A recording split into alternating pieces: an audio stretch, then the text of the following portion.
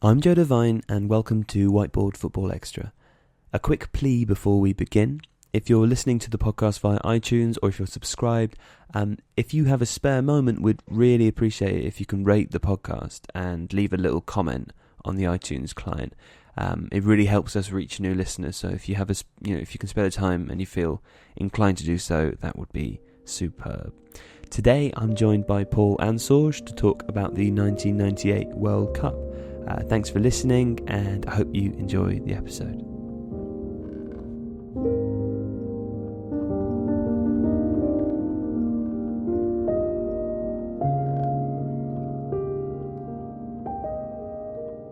Throughout the video, Paul, you refer to the fact that the World Cup was a unifying event for the French people. For those of us, including myself, not so familiar with our late 90s French history, can you tell us a little bit more about the backdrop of the tournament, socially speaking, and why you felt it was important to note this? Well, this was something that was very distinctly in the ether in the late 90s in France. Well, from the mid-90s on, France has a fascinating history with multiculturalism, and I'm not an expert on French multicultural sociology, but there is a kind of distinct difference in the public discourse in France and there is in England in terms of identity and Frenchness and the way that was approached. And in 1995, this took a pretty dark turn when the National Front, the Front National in France, led by Jean-Marie Le Pen, who is Marine Le Pen's father, won 15% in the first round of a presidential election. So the way French elections work is you have loads of candidates and they run off against each other in the first round, and then the two with the most votes in that round fight off against each other in the second round. And this was the first time a Front National candidate had got to the second round of voting. He was roundly defeated, but it was still kind of part of an ugly rise of nationalism in France, and well, not so much rise, but just kind of rearing. Yeah, there's a word that I'm trying to think of, that like a crystallization of it, basically.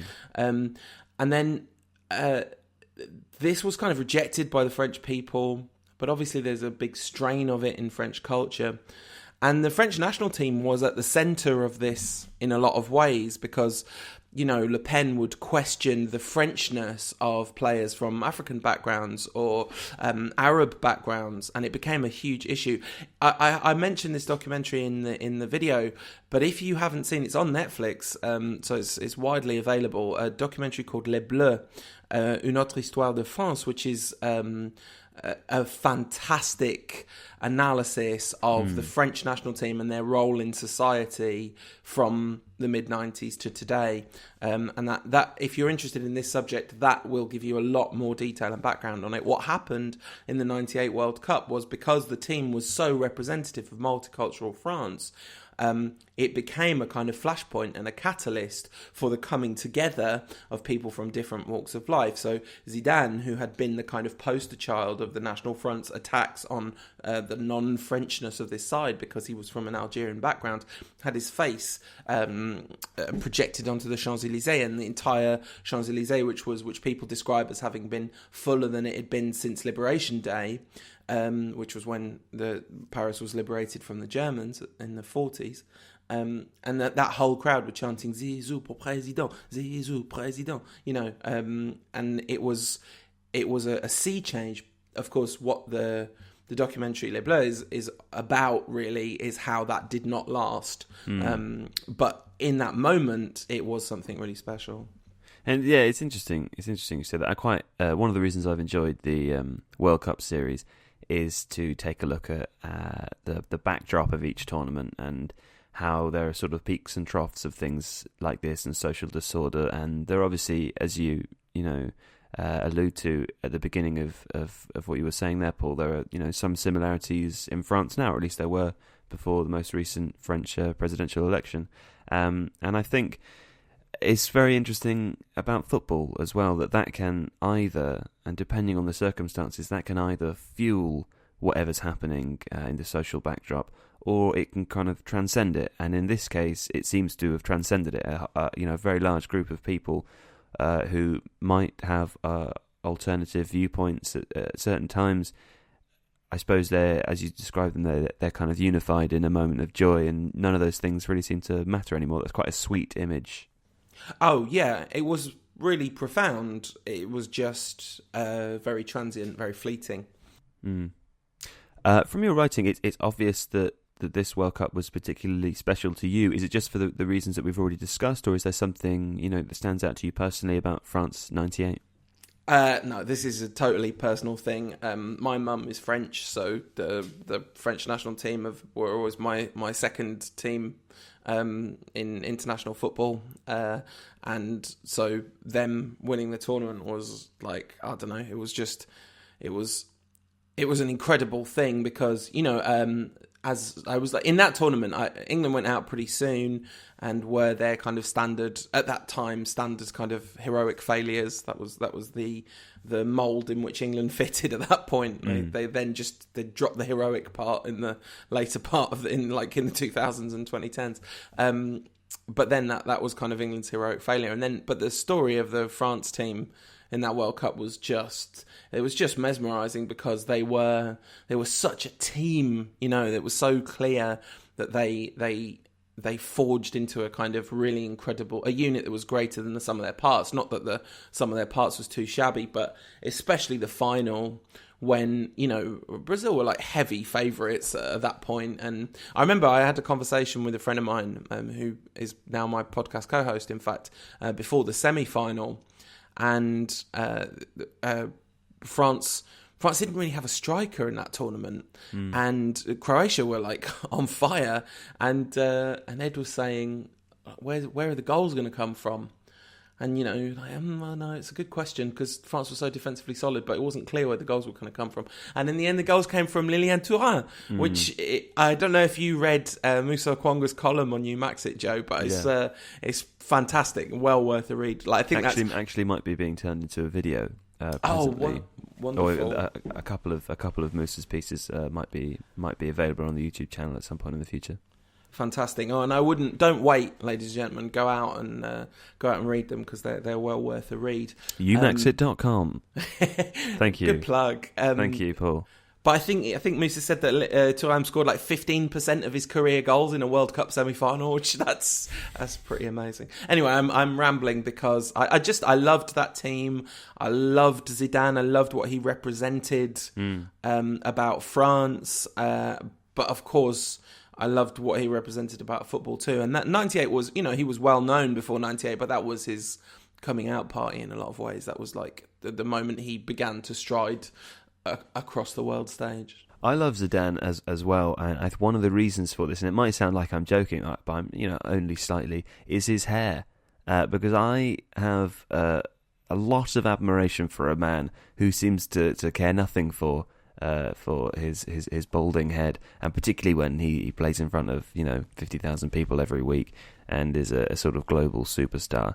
And I'm a big fan of Curb Your Enthusiasm, so ever since I've watched Larry David and how passionately he talks about bald men, I see them in a different way, and I think, hey, we've got Ronaldo now with that, and we've got Messi with the sometimes blonde.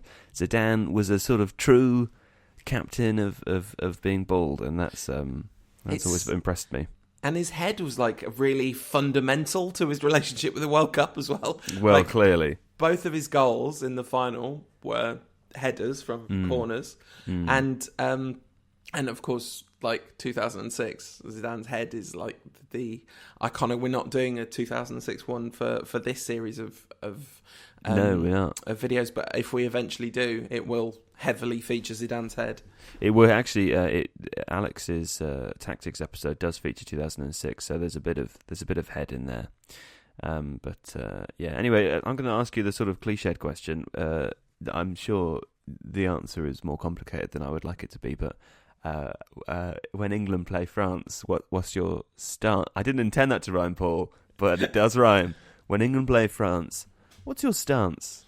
Well, it was not so much later that England did play France. I think it was in Euro 2006, maybe, or maybe it was the World Cup 2002. I'm very neutral in that game. Honestly, I tend to, this is like, I don't know, some people would get very affronted by this because national identity is so important to them. That would tend to me to just be like, which team do I prefer at that point? You know, which set of players? Yeah. Like, especially like how many United players are in each team. But anyway, there's always plenty, isn't there? That's interesting. You say that about the national identity thing. I watched Room 101 the other day for the first time ever. And Gabby Logan was on. Yeah. And one of the things that she put in, or asked to put in the room, was half and half scarves. Yeah.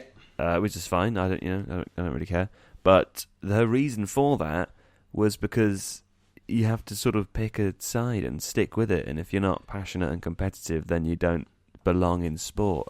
And I sort of felt like that's definitely not the only viewpoint to take, and was also really irresponsible of Gabby Logan.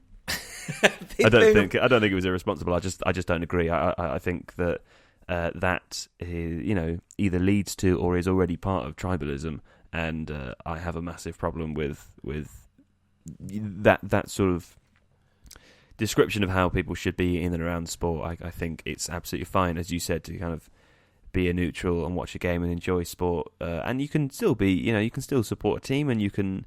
It's always nice to feel that competitive edge, and I don't dispute for a second that can improve or sort of enhance people's enjoyment of watching sport. But the way she described it to me just felt like she was saying that, what are you doing here if you're not a diehard fan for one club? It just doesn't ring with me.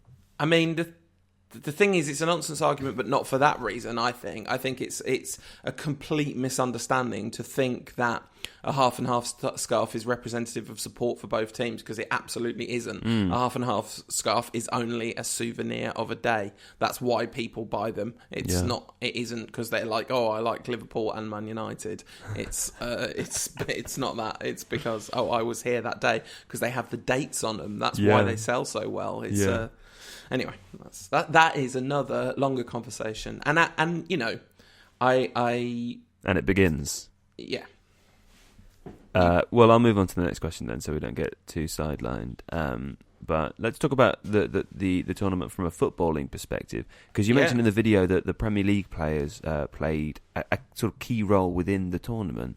Do you think this, alongside the early years of the league itself, could have been one of the first examples of the Premier League beginning to expand into what it is today in terms of popularity? Was it one of the first times that I suppose globally we saw those big stars all from the same place on the scene? Yeah, I think in a way you could say that the '98 World Cup was the first it was the first post. I mean, it was the first Premier League World Cup. It was the first World Cup. There had been one in '94, 2 years after the Premier League's invention. But by that point, nothing. The Premier League was just the first division with a few bells and whistles. The kind of cultural change hadn't been embedded. Arsene Wenger hadn't arrived, because that's of course one of the major reasons that that French side had such a Premier League feel, was just because it had such an Arsenal feel, and that transition in itself was enough to make the Premier League kind of so much more multicultural, and it became a major European league in a way that it hadn't been. Like, it had been a major power in European football, obviously, because if you look at the 70s, the English league dominated the European Cup in the late 70s, early 80s, but it hadn't been a European league in the sense of people from across the globe coming and playing there. But '98 was definitely a kind of, you had the kind of class of '92 United players in the England team, which were kind of glamorous and skillful and very sort of different. Although, of course, David Beckham became a massive pariah after this World Cup. But up to that point, they were like, Scholes scored England's first goal, I think, against Tunisia, and they were a significant part of that England side. Then you would expect the Premier League you would expect the English league to inform the English side heavily, but it was a kind of very skillful side, basically. And then you had France, who Petit, who scored the final goal of the tournament. You had Vieira, who was, extremely important to that team. I don't think neither Blanc nor Barthez were in the Premier League yet by that point, but they both became Premier League players down the line. So there were many links there. Yuri Djorkaeff, of course, many. Yeah, I really like thinking about.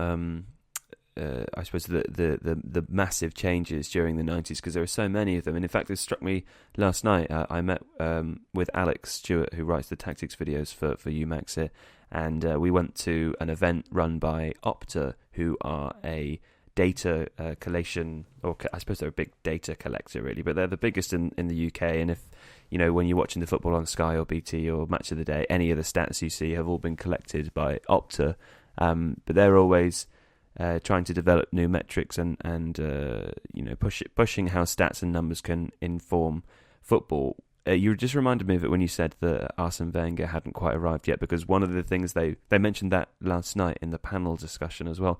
And Opta actually started, I think it was in 97 or 96. So it really is like the mid to late 90s really is this period of history where I suppose if you're living it at the time, you might not know it yet, but the arrival of Arsene Wenger, as we know, was very significant on changing the way that management worked in the Premier League. And I think the arrival of things like Opta, there was a big rush in the late 90s for managers to use numbers and use data to try and improve the performances of their players.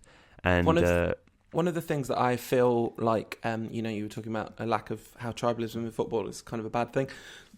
One of the things I feel tribally obligated to point out at this point is that Alex Ferguson was also a massive pioneer, even though he was much older and he wasn't a new arrival into the Premier League. His adaptability, I had a conversation with Michael Cox about this for my podcast the other day, and that's 2 plugs for the podcast in one episode. Sorry. Tell them what it's called, Paul. It's called the United Rantcast. I'll cut that out. If you like Manchester United, you might like it.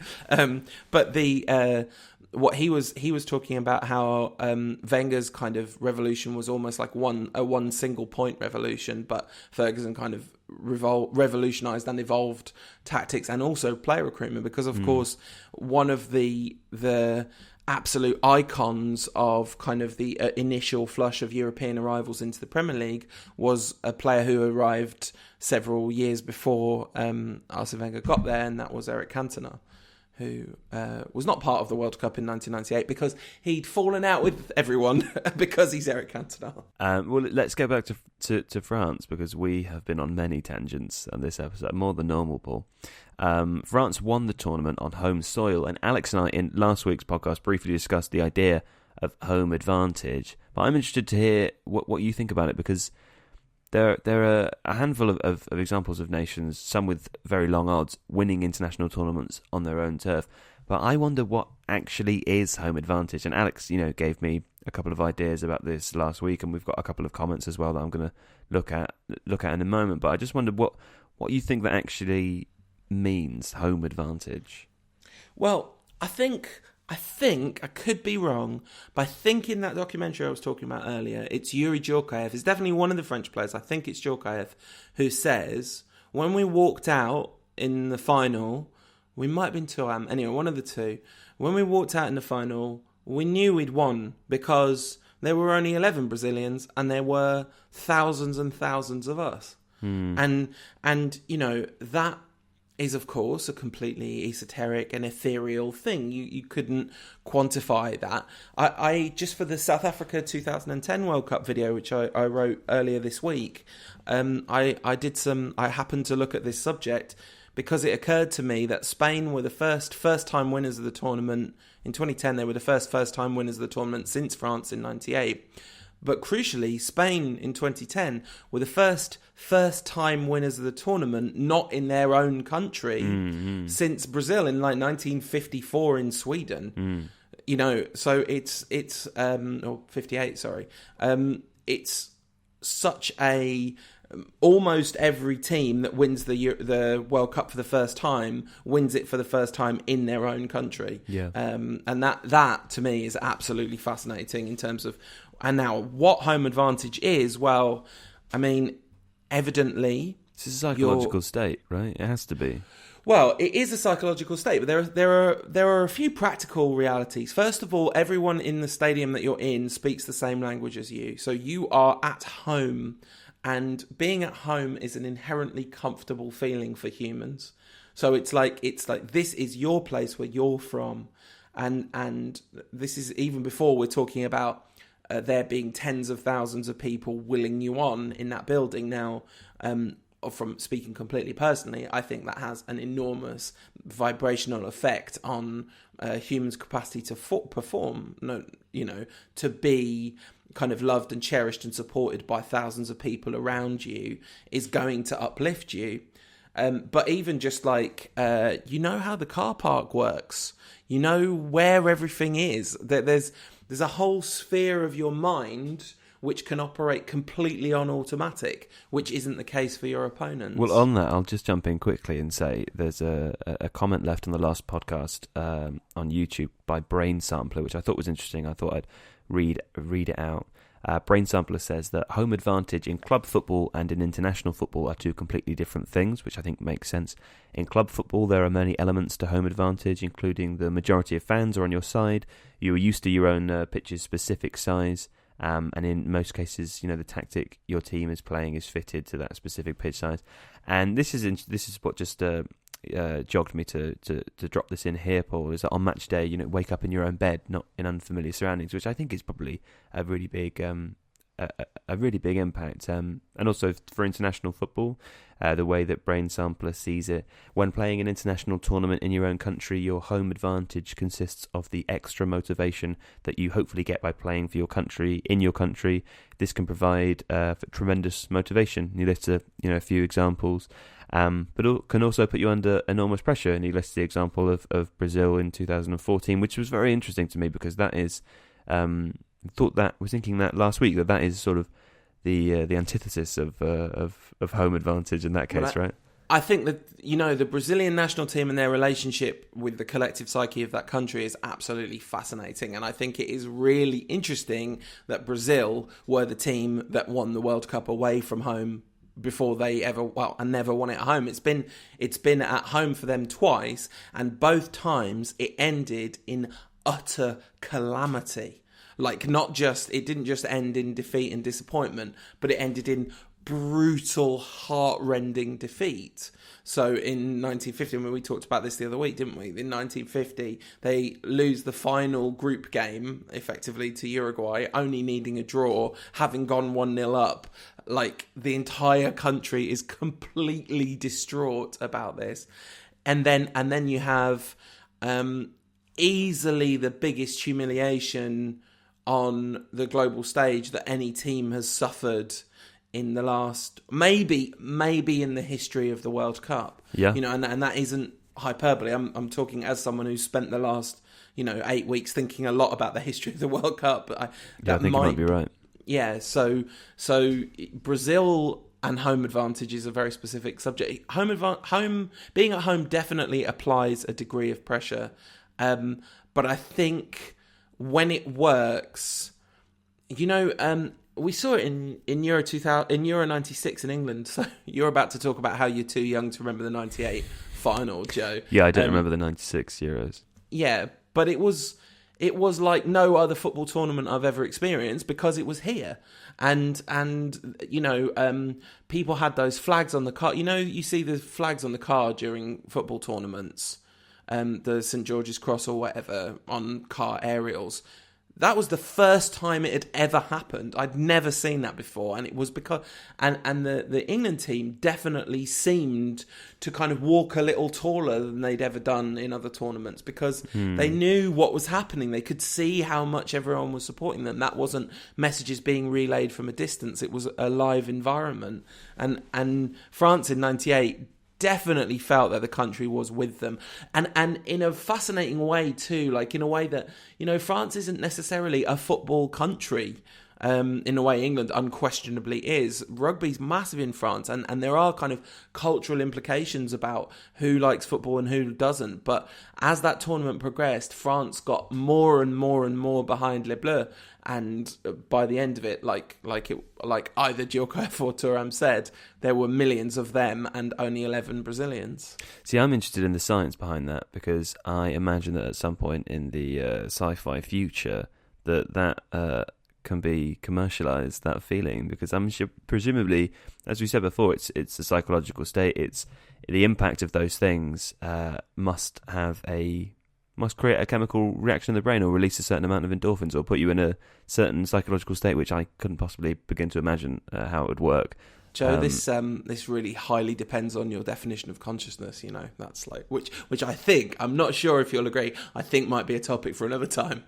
Maybe it is. Well, all I'm saying, Paul, is that I find it amazing how much better an athlete performing at the top of their ability week in, week out can up the ante when situations like this happen. And all this, the same as, this is the same story as people lifting cars when their children are trapped under them, and yes, absolutely. I find it astonishing how there's extra gear there in the case that you need it, and I would be astonished if in the future there was not some way of commercializing that. But yes, we can move on now to me talking about how I was a little bit too young to remember the 1998 World Cup, Paul. This is very upsetting to you. This is very upsetting to me, Joe. I don't think of you as being like a very, very young man. Well, I'm not, but I mean, I would have been 7 when this was going on. I was born in 1990. So I dropped it in there as a little joke for you. But really, the question is asking you to run me through the Ronaldo situation, because as I say, I don't really remember. I remember some of the football, but I wasn't, watching enough at that age to know what was going on around the game. So I have sort of heard of the Ronaldo thing before, but I've never really researched it. So tell me what you know about it. And this is, sorry, I should preface this. This is Ronaldo starting and then not starting and then starting in the final. It was incredible. So the television footage is the English television footage is available on YouTube. John Motson, who is a kind of he's sort of a broadcasting icon in England. He was the BBC's main commentator. There was him and Barry Davis, and John Motson always got the biggest games, even though Barry Davis was quite a lot better. But anyway, that's a conversation for another time. John Motson is at his best when he is very confused, and by at his best I mean at his most endearing. And he'd never seen anything like it in all his days. Yeah. They were handed a team sheet. The media were all handed a team sheet, I think 45 minutes before kickoff. And Ronaldo's name was not on that team sheet. He'd been dropped. And this caused shockwaves. Ronaldo was... If not for the fact that this had happened in the final, Ronaldo was set to be the player of the tournament. Zidane ended up being the player of the tournament, but that, by the way, is from memory. I'm not sure if he was literally given it, but history remembers '98 as the Zidane World Cup, but it very nearly remembered it as the Ronaldo World Cup. And so it was a huge shock. I think it's Edmundo that plays instead of him. I'm not 100% sure, but anyway. Then, a few moments later, we start to hear that the printed team sheet has actually been given out with the printed name crossed off and Ronaldo written in on all the team sheets. So Ronaldo, in fact, was going to start, and he did, and he was absolutely terrible. He looked practically catatonic. Like I said in the video, the various speculations on what was the cause of that have literally continued to this day. No one really quite knows. There was talk of sponsors pressure because Nike was sponsored the Brazilian national team, and Ronaldo was a huge deal to them. So this was one of the theories, but also that there was a question of basically a nervous breakdown or some sort of physical health condition. I think he might have been in hospital the night before. It was very it was a very contentious situation, and absolutely without question he should not have played, because he just didn't look there. They were playing with 10 and a bit men. It it was really sad in the end. What started as a kind of amusing, like, oh, what is all this chaos? Actually, yeah, it sounds sad. Yeah, it was a bit, and it it very slightly takes away from the achievement, just because France didn't beat the best Brazil side they possibly could have beaten. But of course, that's how World Cups work, isn't it? You can only beat who's in front of you, as they say. Well, I've got a final note, and I think we maybe already sort of accidentally covered this, but I'll ask you anyway, Paul, because you end the script by saying, and I very much liked this, by the way, so I know it's not for me to say because we work together, but I liked this thing that Paul, you wrote at the end, and you essentially said that football's job isn't to change the world forever, but to change it for a moment. I think that's really true, and I think it's also often lost in what we do as well, the sort of the analysis and the carousel around football, and the fact that that football's purpose is entertainment and escapism, and maybe as a secondary, bringing people together as well, although it's not 100% necessary. And would you agree that World Cups are often a welcome reminder of that? They are sort of set aside from the league that's going on for most of the year. They are a special event, and even outside of any of the nationalism or tribalism that comes with it or anything like that, I think you find that there are people who wouldn't watch football normally who still engage with the World Cup, and it is, for me, it's one of the final aspects of football I think that is sort of left untouched by the carousel. Even though there is obviously a massive press presence around the World Cup, it still somehow, for me, manages to transcend those things. Yeah, and I think I completely agree with all of that, and I'm really sorry to end this on a sour note, but it's a tragedy that the World Cup has now, it's a tragedy what's happened to FIFA, or what FIFA have done, because the World Cup's lost its sense of innocence, essentially. You can't talk about Russia 2018, Qatar 2022 with any of this kind of romanticism, because I'm not saying that there haven't been dodgy, I think maybe even the 98 World Cup, there was some talk about the bidding process, and certainly the World Cup 8 years later in Germany was up for serious discussion about how it came to be that it ended up there. So, it's that innocence has slightly died. That's true, and I was thinking the other day, actually, that I will be very nearly 40 by the time that another World Cup happens after the Qatar one, and I wonder if I'll be able to enjoy anything then, Paul. It's fine, Joe. Just so to be absolutely clear, it's completely fine. How do you feel day to day? The World Cup last year was incredibly enjoyable. Not last year. See, I'm old. I don't even remember when the World Cup was. The World Cup in 2014, where I wasn't quite 40, but I was getting there, was extremely enjoyable and nice. Yeah, maybe there's a new sort of lease of life. Yeah, it's fine, Joe. We're going to end on a more optimistic note and say that you will still be able to enjoy things at 40. Oh, that's good. Still being the interesting word you've chosen there. Paul, thank you very much for your time. You will be on next week's podcast. It's the final week of the World Cup campaign, so we'll chat to you. That a sort of an early thanks to everyone who's engaged and who's watched it. We'll speak to you next week, Paul, and we'll be with Alex Stewart as well. So it'll be a sort of 3-way podcast. It's very exciting. Awesome. See you later.